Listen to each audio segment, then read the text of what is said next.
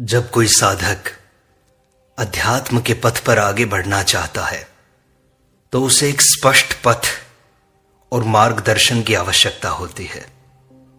श्री रामकृष्ण परमहंस की इन शिक्षाओं के द्वारा साधना की प्रारंभिक स्थिति में ही साधक को एक पूर्ण समझ प्राप्त होगी। श्री रामकृष्ण कहते हैं कि सच्ची साधना आत्मविश्वास से शुरू होती है। जब कोई साधक साधना की राह पर बढ़ता है तो सबसे पहले उसे अपने भीतर यह अटल विश्वास जगाना होता है कि वह ईश्वर को प्राप्त कर सकता है। यदि मन में यह भावना हो कि मैं अयोग्य हूं तो साधना आरंभ से ही बाधित हो जाती है। ईश्वर किसी विशेष वर्ग या जाति के नहीं, वे सबके हैं और सबके भीतर हैं। मनुष्य देह मिलना ही साधना के लिए ईश्वर का दिया हुआ अवसर है, इसे खोना नहीं चाहिए। श्री रामकृष्ण कहते हैं कि ईश्वर को पाने की तड़प ही सबसे बड़ा साधन है। जब मन में दृढ़ निश्चय होता है तो परिस्थितियां अपने आप अनुकूल होने लगती हैं। मन को भीतर की ओर मोड़ना ही पहला कदम है। जैसे दीपक की लो बिना हवा के शांत रहती है, वैसे ही साधक का मन अविचल होना चाहिए। प्रारंभ में बार बार मन हटेगा, लेकिन फिर भी अभ्यास के बल पर उसे लौटाना होगा। इस यात्रा में धैर्य, श्रद्धा और निरंतरता अत्यंत आवश्यक है।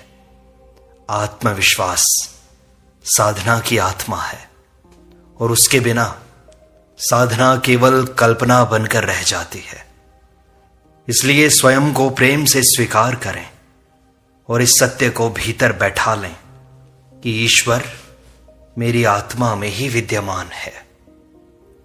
श्री रामकृष्ण कहते हैं कि गुरु के बिना साधना दिशाहीन होती है। साधक चाहे कितना भी विद्वान हो या भावुक क्यों न हो, बिना गुरु के उसकी साधना दिशा और गहराई खो देती है। गुरु साधना के जंगल में प्रकाश की तरह होता है, जो मार्ग दिखाता है और रक्षा भी करता है। श्री रामकृष्ण कहते थे कि गुरु के बिना साधना वैसी ही है जैसे बिना पतवार की नाव। एक सच्चा गुरु केवल शास्त्रों की बातें नहीं करता, बल्कि आपके भीतर सोई चेतना को जगाता है। वह आपके अंदर छिपे ईश्वर के स्वरूप को जानने में मदद करता है। गुरु से मिलना भी तभी संभव है जब साधक सच्चे मन से उसे खोजे। जैसे धरती पर बीज तभी फूटता है जब वह तैयार हो, वैसे ही गुरु भी तभी मिलता है जब मन पात्र हो जाता है। गुरु पर संदेह साधना को नष्ट कर देता है, इसलिए पूर्ण समर्पण आवश्यक है। गुरु केवल बाहरी व्यक्ति नहीं होता, वह आपके जीवन का मार्गदर्शक बन जाता है। साधना में जब कभी भ्रम हो तो गुरु की शरण में जाना ही सच्चा समाधान है। गुरु का आदर और सेवा भी साधना के ही अंग हैं। गुरु और ईश्वर में कोई भेद न करें, क्योंकि गुरु ही ईश्वर का जीवंत रूप होता है। श्री रामकृष्ण कहते हैं कि संयम के बिना साधना की नींव नहीं बनती। साधक को सबसे पहले अपने शरीर और मन पर नियंत्रण स्थापित करना होता है, क्योंकि बिना संयम के साधना एक बिखरी हुई धारा बन जाती है। इंद्रियों की चंचलता साधना की सबसे बड़ी बाधा है, और जब तक इंद्रियां नियंत्रण में नहीं आती, ध्यान संभव नहीं होता। श्री रामकृष्ण कहते हैं कि जो स्वाद के पीछे भागता है वह ईश्वर को नहीं पा सकता। इसलिए साधक को चाहिए कि वह आहार, व्यवहार और विचार तीनों में शुद्धता लाए। नींद, क्रोध, लोभ और आलस्य ये सभी साधना के शत्रु हैं। संयम का अर्थ तपस्या नहीं है, संतुलन है। जब मन किसी भी विषय में अतिशय नहीं करता, तब ही वह स्थिर होता है। इंद्रियों को दबाना नहीं है, बल्कि उन्हें भीतर की ओर मोड़ना ही सच्चा संयम है। श्री राम कृष्ण कहते हैं कि एकांत साधना का पालना है। जब साधक प्रारंभ करता है तो उसका मन संसार की बातों से विचलित रहता है और भीतर उतरना कठिन होता है। ऐसे में एकांत वह स्थान है जहां साधक अपने मन को शांत करने का अभ्यास करता है। श्री राम कृष्ण स्वयं दक्षिणेश्वर के पंचवटी में एकांत साधना किया करते थे। एकांत का अर्थ है संसार से हटकर कुछ समय आत्मा के साथ बिताना। यह बाहर का नहीं, भीतर का एकांत होना चाहिए। जब कोई अपने मन की आवाज को सुनने लगता है, तभी साधना का मार्ग स्पष्ट होता है। एकांत में बैठना साधक को आत्मदर्शन की ओर ले जाता है। यह वह अवस्था है जहां केवल आप और ईश्वर होते हैं। इस समय में बाहरी आकर्षणों से दूरी बनाना आवश्यक है। एकांत में किया गया ध्यान गहरा होता है और फलदायी भी होता है। साधक को दिन में कम से कम एक समय पूर्ण एकांत में बैठना चाहिए। यही अभ्यास बाद में भीतर की स्थायी एकाग्रता में बदल जाता है। एकांत साधक के अंतर्मन की सफाई करता है और उसे ईश्वर से जोड़ता है। श्री राम कृष्ण आगे कहते हैं कि सरलता और निष्कपटता ही सच्ची भक्ति की जड़ें हैं। साधक जब दिखावे और कपट से भक्ति करता है तो उसका मन भीतर से खाली रहता है। ईश्वर केवल उस हृदय में उतरते हैं जो निष्कलंक, निर्दोष और सरल होता है। श्री राम कृष्ण बालकों जैसी सरलता को ही सबसे बड़ी योग्यता मानते थे। उन्होंने बार बार कहा कि ईश्वर छल कपट से दूर भागते हैं। जब साधक अपने मन में कोई दोहरा भाव रखता है तो उसकी साधना केवल अभिनय बन जाती है। इसलिए जो जैसा है वैसा ही ईश्वर के सामने प्रस्तुत हो जाए। श्री राम कृष्ण आगे कहते हैं, जब से मन में ईश्वर की स्मृति बनी रहती है, जैसे घड़ी में टिक टिक होती है, वैसे ही जब साधक के मन में चलता रहना चाहिए।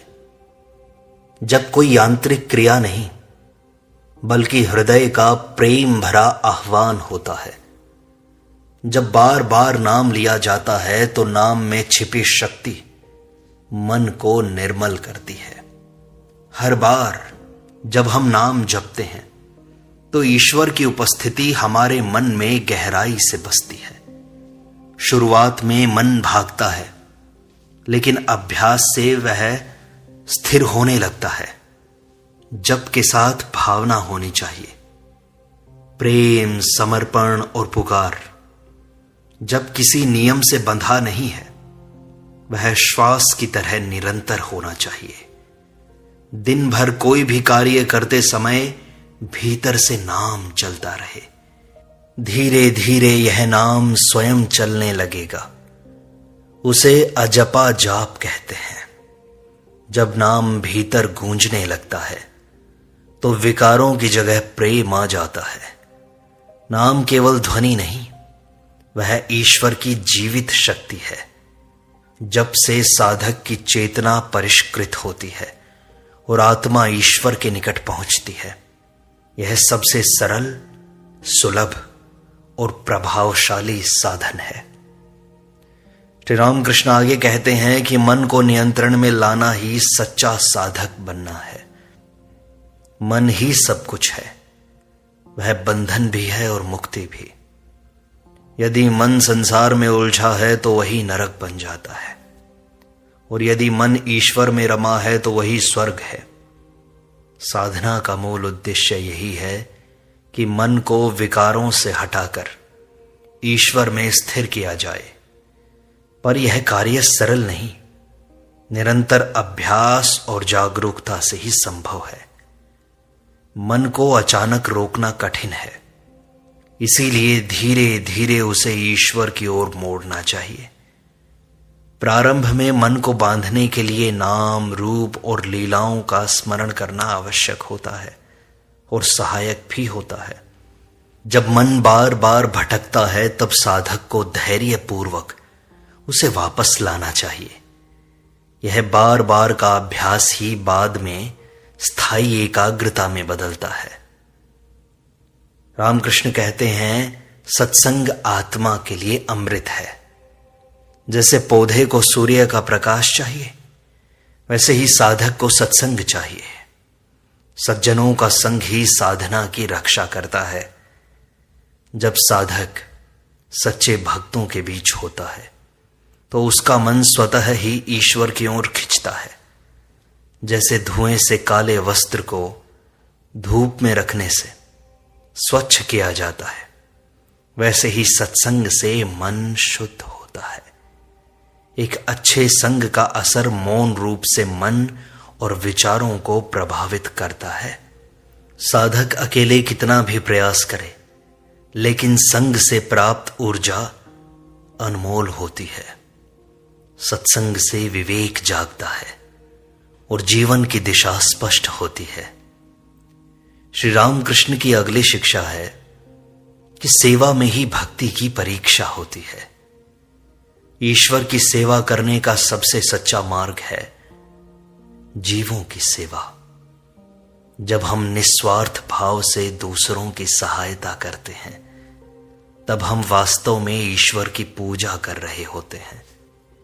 सेवा से मन में दया, करुणा और नम्रता आती है, जो भक्ति के मूल गुण हैं। यदि कोई साधक केवल ध्यान में बैठता है लेकिन सेवा नहीं करता, तो उसकी भक्ति अधूरी रह जाती है। सेवा से भीतर के अहंकार का पतन होता है, क्योंकि वहां मैं नहीं, केवल तुम होता है। जब हम बीमार, भूखे या दुखी व्यक्ति में ईश्वर का रूप देख लेते हैं, तब सेवा साधना बन जाती है। आगे श्री रामकृष्ण कहते हैं कि भक्ति में नियम तो हो, पर प्रेम प्रमुख हो। साधना में नियम पालन आवश्यक है, माना, लेकिन नियम यदि हृदय से बड़ा हो जाए तो भक्ति केवल यंत्रवत हो जाती है। ध्यान रखना, प्रेम ही सच्ची साधना है। यदि कोई मनुष्य समय पर पूजा करता है लेकिन मन में भाव नहीं है, तो वह केवल औपचारिकता निभा रहा है। नियम साधना की रीढ़ है, पर भाव उसका प्राण है। एक माता यदि रोज बच्चे को एक ही समय पर दूध दे, पर प्रेम न दे, तो बच्चा भूख से नहीं, स्नेह के अभाव से दुखी होता है। उसी प्रकार साधक को अपने नियमों में प्रेम भरना होता है। कभी कभी समय चूक जाए तो ईश्वर नाराज नहीं होते, लेकिन प्रेम न हो तो सब व्यर्थ हो जाता है। श्री रामकृष्ण कहते हैं कि साधक को चाहिए कि वह संकल्प के साथ बढ़े। साधना की शुरुआत में ही मन में एक पक्का संकल्प करना चाहिए कि चाहे जो भी हो, मैं ईश्वर को प्राप्त करके ही रहूंगा।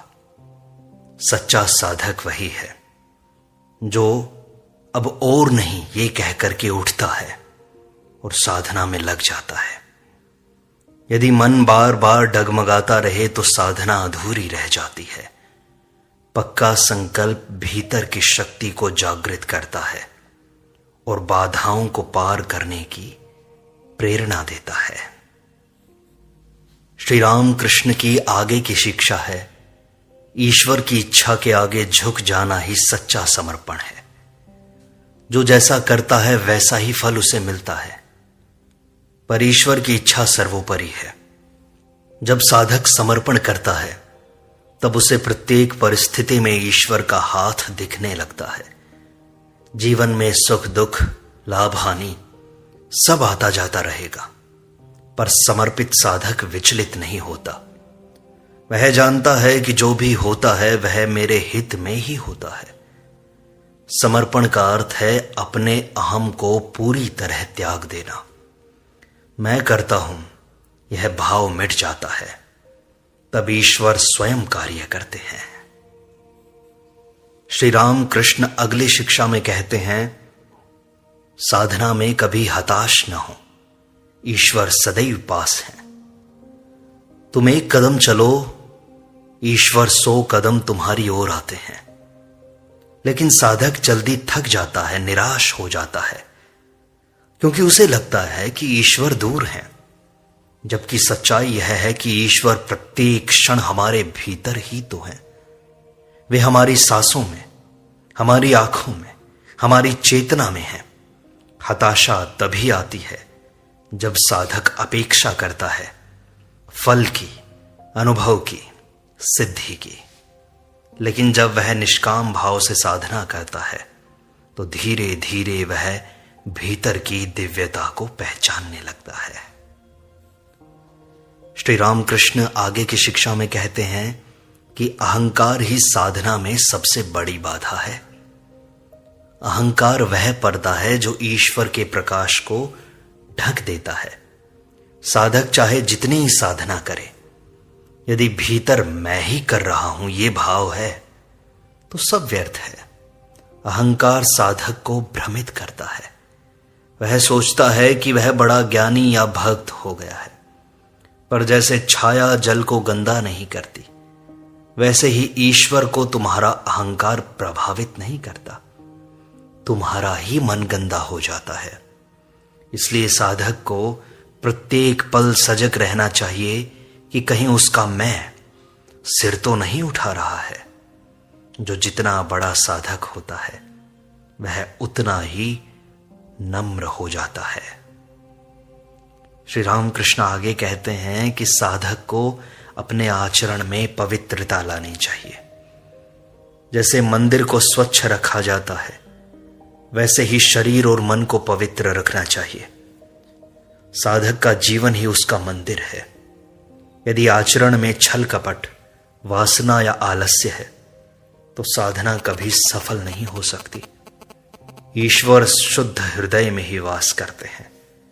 इसलिए आवश्यक है कि साधक अपने व्यवहार, शब्दों और विचारों को निरंतर देखता रहे।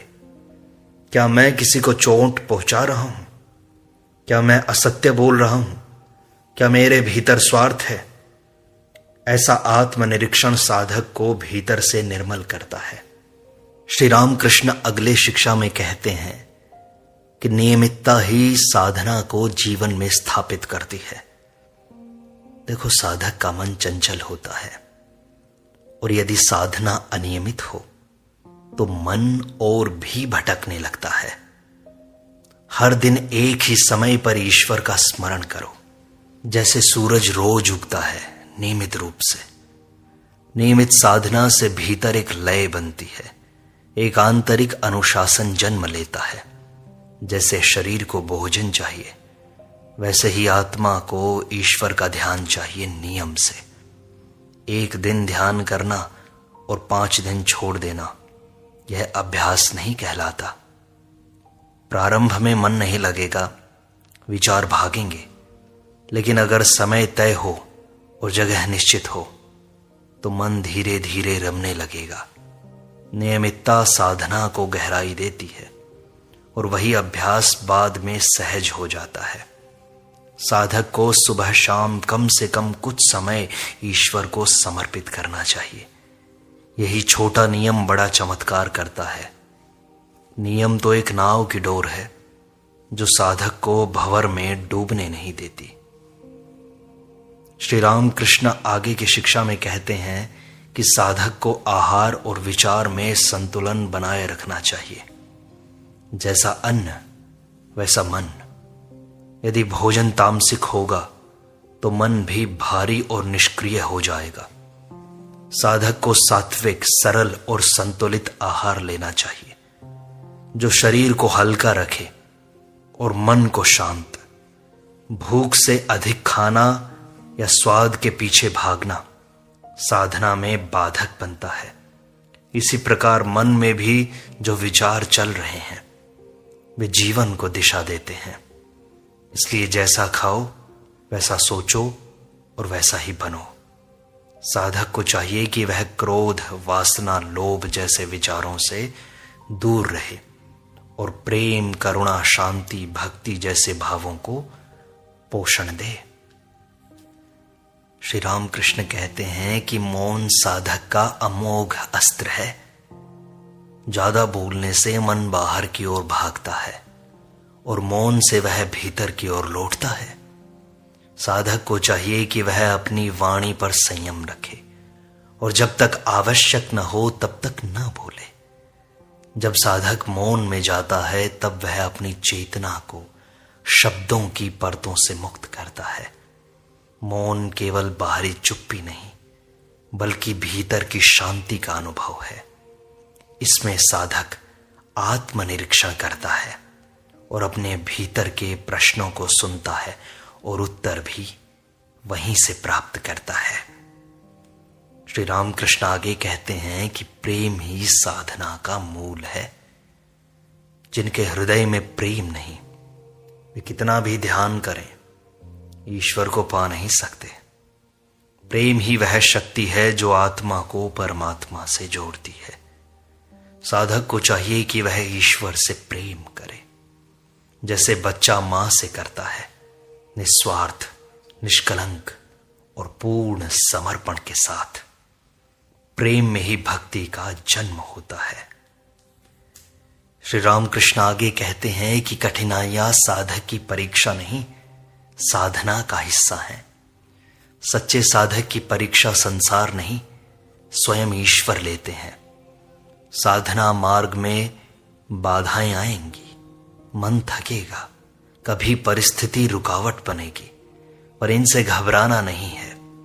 जैसे तलवार को धार देने के लिए घिसा जाता है वैसे ही साधक को भी परखा जाता है। अगली शिक्षा में श्री रामकृष्ण कहते हैं कि सेवा साधना को कर्म में बदल देती है। जिनमें करुणा नहीं वे साधक नहीं हो सकते। सेवा वही करता है जिसमें प्रेम और दया होती है। जब साधक दूसरों की पीड़ा को अपनी मानकर कार्य करता है तो वह सेवा साधना बन जाती है। सेवा केवल बाहरी कर्म नहीं वह भीतर से बहता भाव है जिससे अहंकार गलता है और नम्रता आती है। श्री रामकृष्ण आगे कहते हैं कि गुरु के प्रति श्रद्धा साधना को पूर्ण बनाती है। गुरु वह नाव है जो साधक को भवसागर से पार कराती है। बिना गुरु के साधक अपने ही भ्रमों में उलझा रहता है। गुरु ही वह दीपक है जो अंधेरे में दिशा दिखाते हैं। लेकिन केवल गुरु को मानना ठीक नहीं है। गुरु पर श्रद्धा करना, उस पर विश्वास करना आवश्यक है। जैसे बीज भूमि पर तभी अंकुरित होता है जब उसे जल और धूप मिले, वैसे ही गुरु की कृपा तभी फल देती है जब साधक पूर्ण श्रद्धा से जुड़ता है। अगली शिक्षा में श्री रामकृष्ण कहते हैं कि साधक को चाहिए कि वह ईश्वर के नाम का जाप निरंतर करे। देखो, नाम ही सब कुछ है। प्रारंभ में नाम में ही राम छिपा है। नाम जब वह साधन है जो हर समय हर स्थिति में संभव है, चलते हुए, बैठते हुए, काम करते हुए। जब साधक ईश्वर का नाम जपता है तब उसका मन धीरे धीरे शुद्ध होने लगता है। नाम जप से विचारों की भीड़ कम होती है और एकाग्रता बढ़ती है। नाम केवल ध्वनि नहीं, वह एक जीवंत ऊर्जा है। साधक को चाहिए कि वह किसी भी एक नाम को पकड़ ले और उसे अपने हृदय में बसा ले।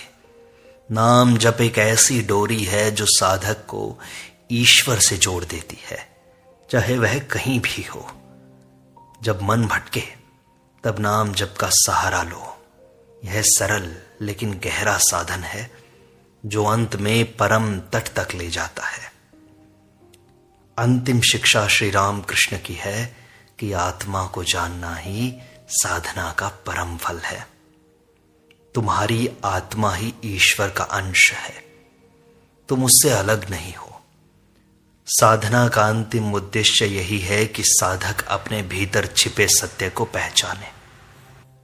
जब साधक सब कुछ छोड़कर केवल आत्मचिंतन करता है, तब उसे अनुभव होता है कि मैं शरीर नहीं हूं, मैं यह मन नहीं हूं, मैं वही आत्मा हूं जो सनातन है, और यही बोध मुक्ति है। लेकिन यह आत्मज्ञान तभी संभव है जब साधक निरंतर ध्यान, भक्ति, सेवा और शुद्ध जीवन के माध्यम से भीतर की यात्रा करे। यह यात्रा बाहरी ज्ञान से नहीं, बल्कि आत्मा की अनुभूति से पूरी होती है। ईश्वर को पाना ही जीवन का लक्ष्य है, बाकी सब माया है। इसलिए साधक को कभी लक्ष्य नहीं भूलना चाहिए। यही साधना का सार है। आत्मा को जानो, वही परमात्मा है। आशा करते हैं कि इससे नए साधकों को एक मार्गदर्शन मिला होगा और पुराने साधकों की साधना पुष्ट होगी।